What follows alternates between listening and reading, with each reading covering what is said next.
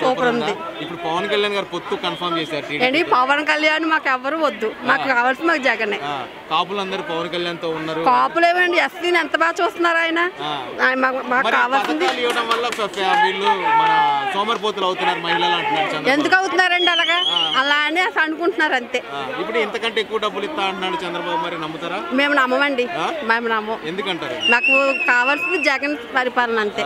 మరి వీళ్ళిద్దరు పొత్తు వల్ల ఏమైనా ఎఫెక్ట్ పడితే జగన్ గారికి? ఏం పడదండి. జగన్ వెంట జనం ఉన్నారండి, అంతేనండి. వాళ్ళ వెంట నాయకులు ఉన్నారు. జగన్ గారు ఎంతమంది పొత్తులు పెట్టుకుని ఏం చేయలేరండి.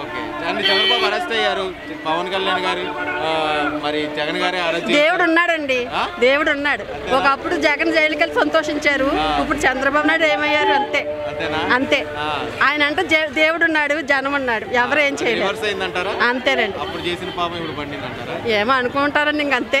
ఇప్పుడు రాష్ట్రం అంతా తగలబడిపోతుంది చంద్రబాబు అరెస్ట్ వల్ల అంటారు, నిజమేనా? అదేం లేదండి, మాకు కావాల్సింది జగన్, జగన్ పరిపాలన. జగన్ అన్నే మాకు కావాలి అంతే.